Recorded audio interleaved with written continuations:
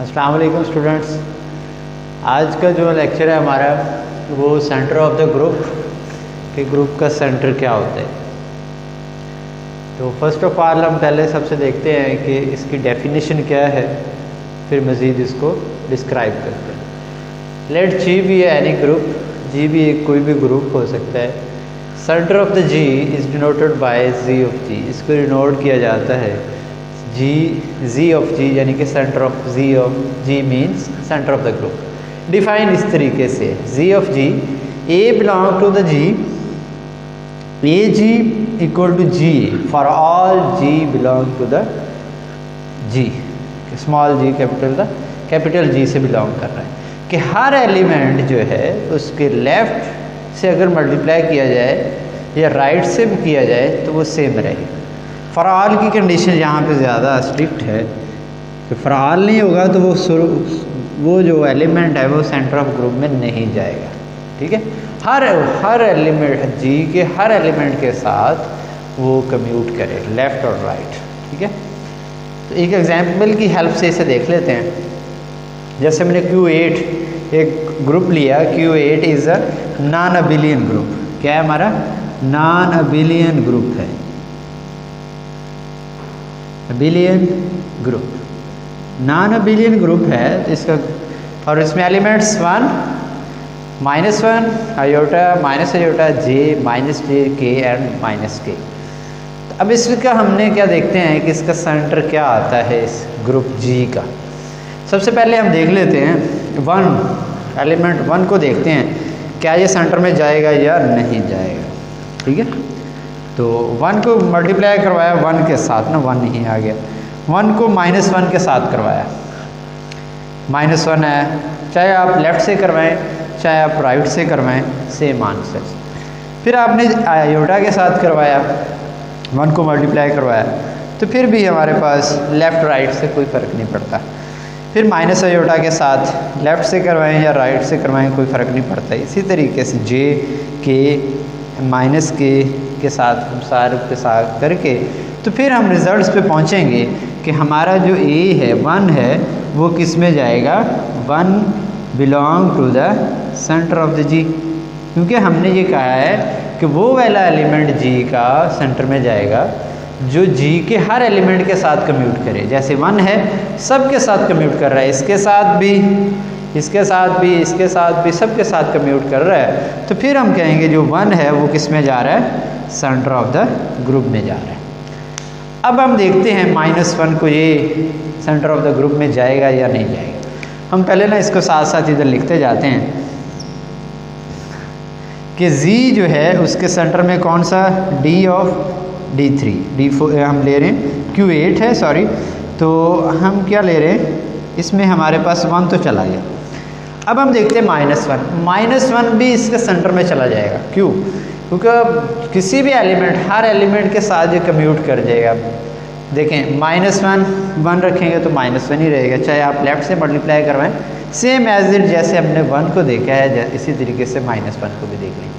तो ये वाला सेट जो, ये वाला एलिमेंट जो है ये भी हमारा सेंटर ऑफ द ग्रुप में जाएगा। अब हम आई को देखते हैं।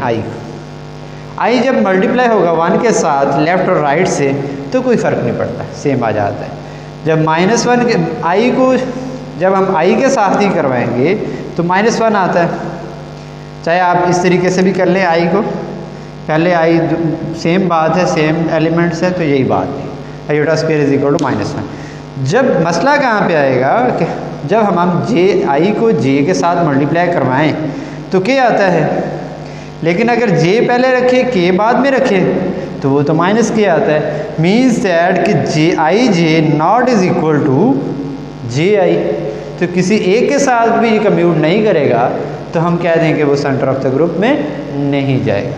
तो ये तो बात होगी गलत कि ये वाला जो है सेंटर ऑफ ग्रुप में नहीं जाएगा।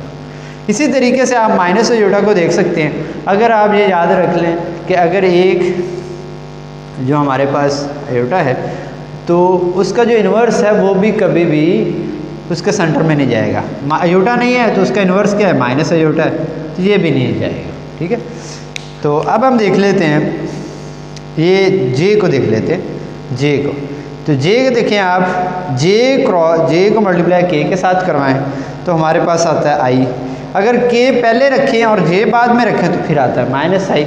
ठीक है, तो ये भी हमारे पास कम्यूट नहीं कर रहा है। जे के नॉट इज इक्वल टू के जे कम्यूट नहीं कर रहा, तो ये वाला एलिमेंट भी सेंटर ऑफ ग्रुप में नहीं जाएगा, तो इसका जो इन्वर्स है वो भी नहीं जाएगा।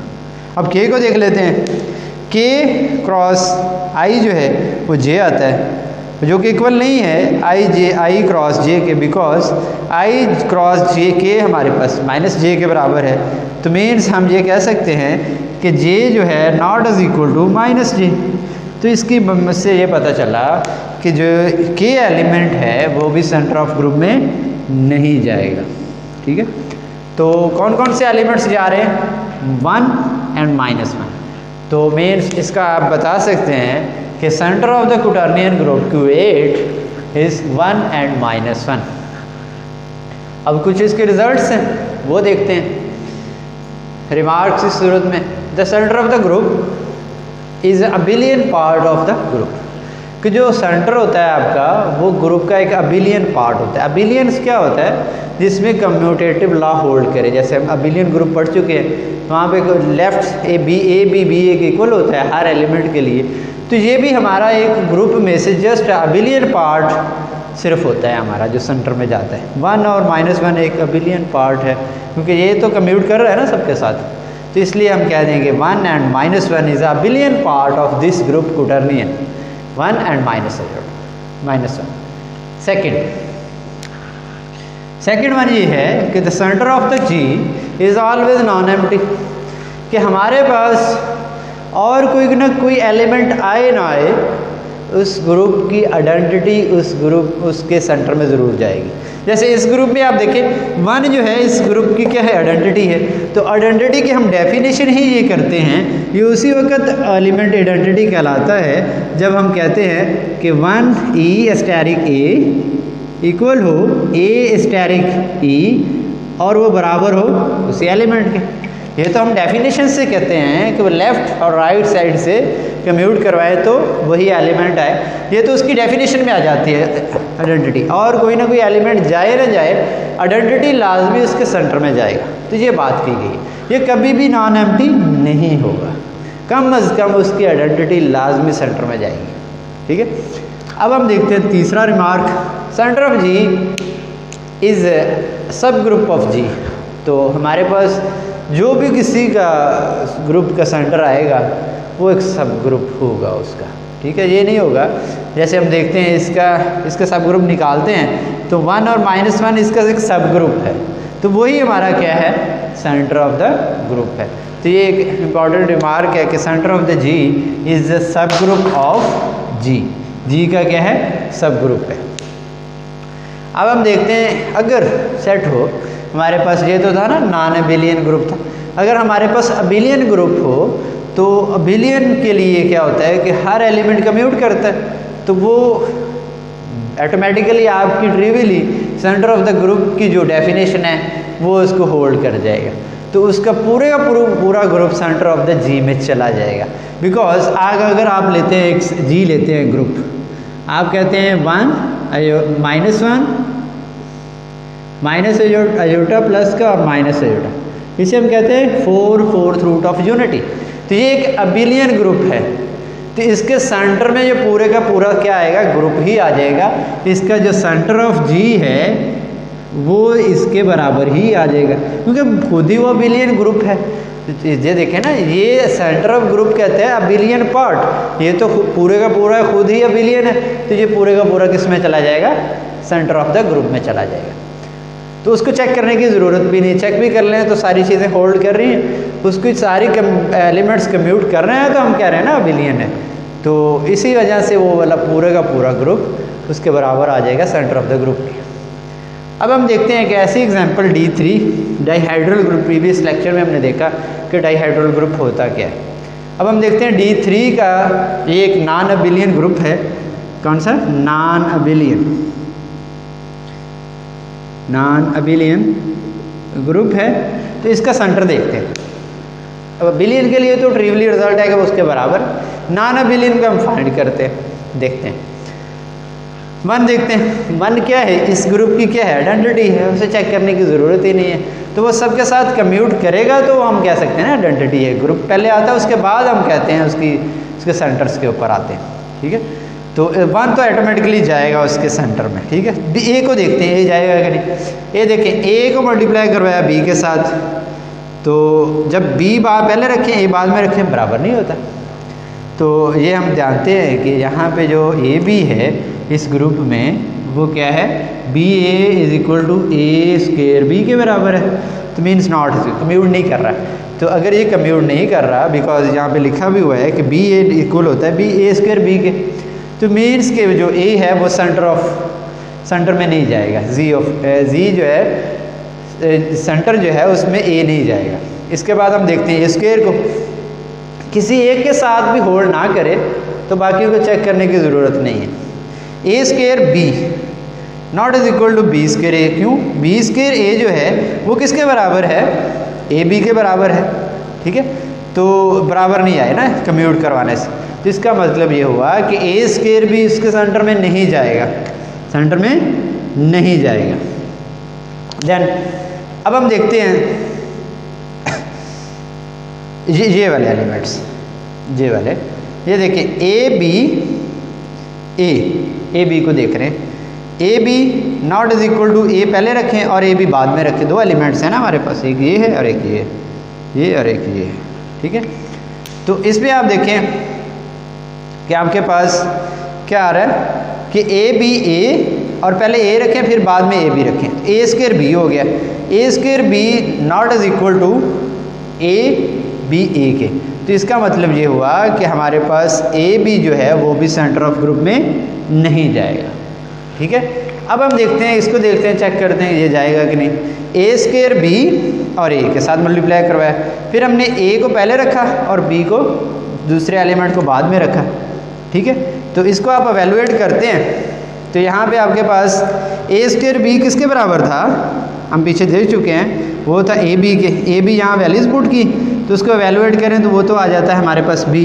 इसका मतलब ये हुआ कि ए स्क्वायर बी ए किसके बराबर है, बी ए के बराबर नहीं है, बिकॉज दिस वन। तो इसका मतलब ये हुआ कि वो कम्यूट नहीं कर रहा लेफ्ट से राइट से, तो ये भी सेंटर ऑफ ग्रुप में नहीं जाएगा। जस्ट आपके पास आइडेंटिटी एलिमेंट ऐसा है जो कि सेंटर ऑफ ग्रुप में जाएगा, तो आप लिख सकते हैं centre of D3 is equal to identity element 1। Example number dihedral group order 8D4 को देखते हैं। 1 A square A cube B A B A square B and A cube B. इसका सेंटर फाइंड करते हैं, centre of D4। A B B के equal नहीं है। सबसे पहली बात तो आप आइडेंटिटी को चेक किए बगैर लिख देंगे तो इसके सेंटर में है। बाकी एलिमेंट्स को देख लेते हैं। A B not is equal to B A, because B A तो इक्वल होता है हमारे पास ए क्यूब बी के, तो मीन्स दैट कि आपके पास जो है ए जो है वो सेंटर ऑफ ग्रुप में नहीं जाएगा, ठीक है। तो उसके बाद हम देखते हैं बाकी एलिमेंट। ए स्क्वायर को देखते हैं, ए square B B A square ये बराबर हो जाते हैं। देखते हैं, ये देखें बी ए स्क्वायर को कैसे लिखा जा सकता है, बी ए और ए। बी ए किसके बराबर है, आपके पास ए क्यूब बी के, वो वैल्यूज पुट की, फिर दोबारा से बी ए किसके बराबर है, ए क्यूब बी के, दोबारा वैल्यूज पुट की, तो आपके पास आ गया A6 B। A6 आपके पास किसके बराबर है, A2 के। A6 means A4 and A square, और A4 किसके बराबर है, आइडेंटिटी के, और ए स्क्वायर आ गया, तो आपके पास ए स्क्वायर आ गया। तो आप ए स्क्वायर बी आ गया, मीन्स हमने कहा था ए स्क्वायर बी बराबर है ए स्क्वायर बी के, आ गया किसको सॉल्व करते हुए, बी ए स्क्वायर को। तो आपका जो है ए स्क्वायर किस में चला जाएगा, बी ए जो है वो सेंटर ऑफ ग्रुप में बिलोंग कर जाएगा, D4 में चला जाएगा। अब हम देखते हैं A3 को, A3 आएगा कि नहीं।